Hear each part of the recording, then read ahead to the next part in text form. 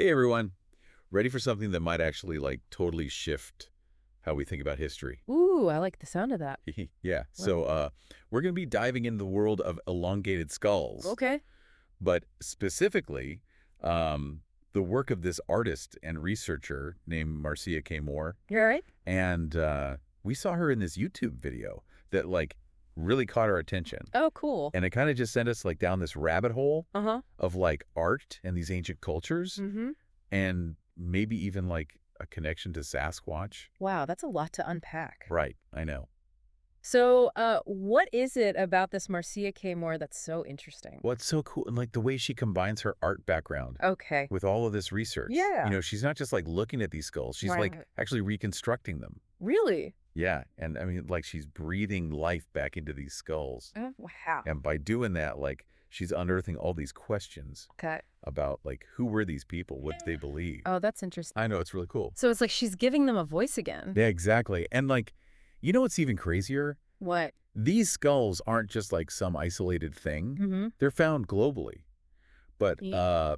Moore's research is more focused on North America, Yeah. especially the Pacific Northwest, Interesting. where there's a ton of Sasquatch sightings. Right, right. So that's got to be more than just a coincidence. Yeah, that does make you wonder. It Yeah. definitely raises some questions. Yeah. I think one thing that's worth mentioning Okay. is that Moore actually makes this distinction Okay. between skulls that are naturally elongated Oh, okay. and those that are intentionally shaped, Oh, interesting. most likely through cranial binding. Wow. And you know what's really interesting? The majority seem to be intentionally shaped. Oh, wow. That's crazy. Yeah, so it's like, why did they do that? Why did these ancient cultures practice this cranial deformation? Yeah. Was it just for looks, or was there something way deeper going on? Right, what was their motivation? What do you Yeah. think? I mean, just think about it. Imagine the dedication Yeah. and honestly, the pain Yeah. involved in intentionally reshaping a skull. Oh, yeah. There has to be a powerful reason behind it. For sure. So what does Moore think? Well, she proposes this pretty bold idea Okay. that cranial deformation was this deliberate attempt Sorry. to expand consciousness. Expand consciousness. Yeah, Okay. and it's actually an idea that kind of resonates with a lot of different cultures. Really? Yeah, the idea that the shape of your skull can influence your brain and even your spiritual abilities. Well, hold on. So we're talking about intentionally altering your skull Yeah. to potentially tap into a higher level of awareness. Yeah, exactly. Or even unlock some hidden abilities. Yeah, it's a huge claim. It's a huge claim. Is there any actual evidence to back that up? Well, it's definitely a very complex and controversial topic. Yeah. I mean, there's no definitive scientific consensus or anything. Yeah. But some anthropologists have suggested that maybe cranial deformation was linked to things like social status or group identity or even spiritual practices. Okay, I see that. It's kind of you know how throughout history different cultures have used body modification Oh, right. to express beliefs or show they belong to a certain group or even to connect with the divine or something. Right, right. So maybe cranial deformation was just a really extreme example of that. Oh, so a way to physically embody a certain state of being. Exactly. Okay, I see where you're going with this. Mm-hmm. It's not just about aesthetics. Right. It's about actually changing your physical form to maybe affect your inner world. Yeah, that's the idea. Okay, but how does this tie back to Sasquatch? All right, so this is where it gets really, really interesting. Okay. Moore has noticed this pattern in Pacific Northwest indigenous art Uh-huh. where they depict these wild men or Sasquatch-like figures Right. with elongated heads. Wait, so it's not just that elongated skulls are found in the same area as Sasquatch sightings, but these cultures are also depicting these beings with elongated skulls. Yeah, What could that even mean? Well, that's the million-dollar question, isn't it? Yeah. Are these cultures just projecting their own practices onto these mysterious beings? Or could there be a deeper connection? Okay. Maybe even a shared lineage or a recognition of similar traits or abilities? Okay, wow. Now we're getting into some seriously uncharted territory. Uh-huh, right. But I have to admit, it's a fascinating idea Yeah. that these ancient cultures might have recognized something special, Mhm. something different about people with elongated skulls, Yeah. and that it somehow connected them to these beings. It's a cool thought. It really is. So is that what Moore is suggesting? Yeah, she seems to believe that cranial deformation wasn't just some random cultural thing, Right. but maybe like a way to tap into this different way of experiencing reality, Oh, wow. like this heightened awareness or an expanded consciousness. Mm-hmm. And she sees a potential link between this and like the stories and depictions of Sasquatch. Okay. I think I'm starting to see how the pieces fit together here. Yeah. But this is some pretty mind-blowing stuff. Uh-huh. So are we talking about like ESP or psychic powers or something totally different? Like, what does she mean by expanded consciousness? Well, it's kind of a term that's open to interpretation. Yeah. Some people might think of it as like heightened intuition or spiritual insights, Hmm. or even like altered states of consciousness. Okay. Others might connect it to like a deeper understanding of nature Oh, or a sense of interconnectedness with everything, right. or even just like a heightened awareness of your place in the universe. Hmm. That's interesting. Yeah. I definitely get the feeling that Moore's trying to push us past conventional thinking Yeah. to consider that maybe there's more to reality than we currently understand. That's a good way to put it. But how does she actually back up these ideas? Like, does she just theorize, or does she have something more concrete to offer? Well, that's what makes her work so fascinating. Okay. She doesn't just rely on like academic research. Uh-huh. She weaves in these personal stories and anecdotes Oh, interesting. about her own experiences that seem to support her theories. Yeah, now you've got me hooked. Uh-huh. What kind of experiences are we talking about? Well, for example, she tells the story about a red sketchbook Okay. that like mysteriously showed up on a trail Oh. after she'd been thinking about the meaning of single Sasquatch footprints. Yeah. And then there's this other time where she got a pine cone as like a symbolic A gift. pine cone. Yeah, Oh. that she felt was potentially linked to expanded consciousness Why? while she was sensing the presence of Sasquatch. Whoa, those are some pretty wild coincidences, if you can even call them that. Yeah.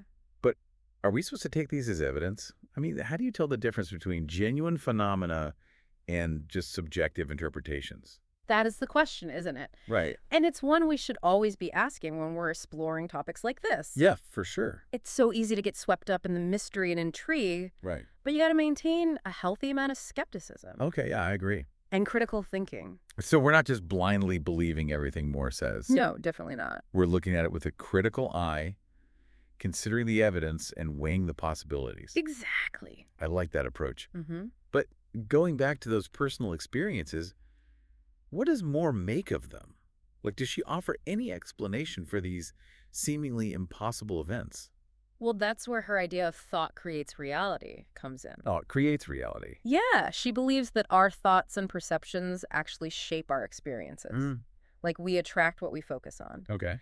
And she also stresses how important it is to approach the unknown with an open heart Uh-huh. and a sense of respect.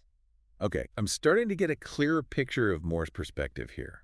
It's not just about elongated skulls or even Sasquatch. Right. It's about this totally different way of looking at the world. Mm-hmm. A way of being that embraces the unknown and recognizes that all things are interconnected. Yeah, you got it. Okay, cool. And she suggests that maybe by tapping into this way of being, Yeah. we might unlock hidden potential within ourselves Oh, wow. and connect with aspects of reality that are normally hidden from us. That's a pretty powerful idea. It is. This is definitely a lot to take in, I know. but it's also incredibly exciting. It's Yeah. like Moore is opening this door to a whole new world of possibilities. Mm. A world where our understanding of human history and consciousness Yeah, and even our place in the universe might need to be completely rewritten. it's pretty mind-blowing. It really is. And what's remarkable is she's not saying she has all the answers. Right. She's just inviting us to question and explore Mm. and be open to the idea that there might be more to reality than meets the eye. Yeah, exactly. I'm definitely on board with that. Me too.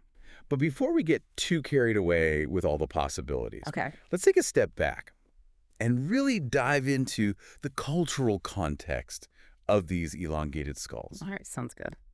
What can we learn from history and anthropology about this practice? That's a great place to start. Yeah. And actually, hold that thought for a second. Okay. Because we're going to take a quick break, and then we'll be right back to continue our deep dive into the world of elongated skulls. Awesome. I'm ready for more. Me too. Okay, so we've kind of established that, like, elongated skulls, Yeah. they're more than just some weird thing Right. found all over the world. Mm. And it seems like this cranial deformation thing was, like, intentional, and Yeah, had a purpose. exactly. Like, how widespread was this practice really? Okay. And is there anything that connects all these different cultures that were doing it? It's pretty amazing when you think about it. Yeah. Elongated skulls are found literally everywhere, like Mhm. ancient Egypt, Peru, Central America, Wow. Europe, and of course North America. So like all over the place. Yeah. And the techniques they used Mhm. varied, Okay. from cradle boarding to binding the head with cloth or wood. Huh. But even though the methods were different, it seems like they all had the same goal: Yeah. to reshape the skull. So interesting. It's like there's this shared impulse across like different cultures and time periods Yeah. to change the shape of the skull. Hmm. But if it wasn't just for looks, then what were they trying to do? That's the big question, right? Yeah. And anthropologists have been trying to figure that out for years. Uh-huh. One theory is that it was a way to show social status, Okay. like to separate the elites from everyone else. Right, like a visual symbol of Yeah. belonging or a way to set yourself apart. Exactly. I can see that. Hmm. But does that really explain why they went to such extreme? That's true. It is pretty extreme. Yeah, cranial deformation is not exactly subtle. No, it's not. Right? And that's why some researchers think there might be like a deeper, more symbolic meaning behind it. Like maybe they thought cranial deformation could enhance certain mental or spiritual qualities. Okay, like what kind of qualities are we talking about? Well, in ancient Egypt, for instance, Okay. some scholars think elongated skulls were associated with wisdom and like a connection to the divine. Oh, wow. They often point to Akhenaten the pharaoh who like totally changed Egyptian religion. Right. He had an elongated head. Oh, interesting. Of course, it's hard to know for sure, but it's definitely a possibility. It's a really cool possibility. Yeah. It's like they were trying to create a physical version of like some inner ideal. Yeah, I like that. But wouldn't changing the shape of your skull actually have some effect on your brain? Yeah, that's a good question. I mean, could that be part of the reason they did it? Well, we don't know for sure, Yeah. but it's definitely possible. I Right. mean, the skull protects your brain, Mm-hmm. so changing its shape could totally affect how the brain develops or works. Yeah, I find it hard to believe that they wouldn't have noticed some kind of effect, Yeah. whether it was like cognitive or perceptual or even spiritual. Right. But I guess we just don't have enough info to know for sure. It's true. And that's part of what makes exploring these ancient mysteries so frustrating. Yeah. You know, we have to try to put together the pieces from all these little fragments, Mm-hmm. like artifacts and bones and ancient art. Right. And it's also open to interpretation. It is. It's like a giant puzzle, and we're missing half the pieces. Exactly. So let's get back to more. Okay. She seems to be connecting cranial deformation to this idea of expanded consciousness. Right. Like, how does she support that? Well, Moore relies a lot on indigenous knowledge and oral traditions, Okay. especially from the Pacific Northwest. She thinks those cultures had a deeper understanding of the connection between like the physical and the spiritual, Okay. and that cranial deformation was a way to bridge that gap. So it's not just some random tradition. No. It's like rooted in a belief system. Yeah. That sees the shape of the skull Yeah. as directly affecting your spiritual abilities. Right. That's pretty powerful. It is. And Moore thinks this understanding wasn't just limited to humans. Really? Yeah, she points to how elongated heads show up in depictions of Sasquatch Oh, right. and suggests that maybe these beings also have this expanded consciousness. So is she saying that Sasquatch intentionally deformed their skulls? I don't know. Or were they just born that way? It's not totally clear. Moore seems to be open to both possibilities. Okay. She thinks there might be different types of Sasquatch. Interesting. Some born with elongated skulls, Mm. and others that maybe did it intentionally. Wow. That's a pretty wild idea. I know, right? But I kind of like it. Yeah, me too. It's really intriguing. It really is. The idea that these ancient cultures might have seen something special Yeah. about people with elongated skulls, something that connected them to these mysterious beings. Like they were recognizing something we're not. Right. It challenges how we think about the boundaries between humans and other intelligent beings. It really does. Like, what if Moore is right? Yeah. What if these cultures were more in tune with nature, more aware of other intelligences that we just dismiss as myths or legends? I mean, that's a fascinating possibility. It is. But we can't forget that Moore also talks about the power of our own perceptions and intentions. Right. You know, how she believes that our thoughts can shape our reality. Yeah. Thought creates reality. Yeah. And that if we approach the unknown with an open mind and respect, Mm. we might be able to access hidden knowledge and It- even connect with other realms of existence. That's pretty cool. Yeah. So it's not just about figuring out the secrets of the past. It's Yeah. about expanding our own consciousness Mm. and realizing that everything's connected. I see that. I think I'm getting the bigger picture now, Yeah. but I'm still curious about those personal experiences. Yeah. More shared, Yeah. the red sketchbook and the pine cone gift. Hmm. Those were pretty trippy. Yeah, those stories really stuck with me. I know, me too. Do you think she's saying those were actual Sasquatch encounters? Mm. Or is she interpreting them more symbolically? It's kind of up to you how you interpret it. Yeah. But Moore seems to think those events were more than just coincidences. Okay. Like she sees them as signs or messages, Right. maybe from Sasquatch themselves or from some other intelligence Uh-huh. that she's connecting with through her research. So again, it's back to this thought creates reality idea. Yeah. She was thinking about Sasquatch, Mm-hmm. and then these crazy things happen. Right. How do we know it wasn't just her imagination? Yeah, that's the tough thing about subjective experiences. Right. It's hard to prove them or measure them objectively, Yeah. but Moore believes that intuition and personal experience are valid ways of knowing things, Okay. even if science can't explain them. It's a tricky balance, isn't it? Yeah. We want to be open to new ideas, but we also need to be careful and think critically. Right. So how do we do both? That's the challenge of exploring the unknown. Yeah. You have to embrace the mystery, Mm. but also stay skeptical. It's all about asking questions, looking for evidence, Mm-hmm. and being willing to change your mind when new information comes up. I like that. Yeah. Okay, but let's change gears for a sec. Okay. And talk about the risks of this kind of research. Right. Moore mentioned getting warnings about digging into this world of elongated skulls. Yeah, she did. What was that all about? So early on in her research, Mhm. Moore says she got warnings from different people Okay. telling her to be careful about going down this path. Mm. They said she could face opposition, Mm. experience negative consequences, Wow. or even put herself in danger. That sounds pretty scary. Yeah. Like, why would anyone try to stop her from researching this? It's hard to know for sure, Yeah. but this type of research often challenges what people think and can be seen as a threat to established beliefs or power structures.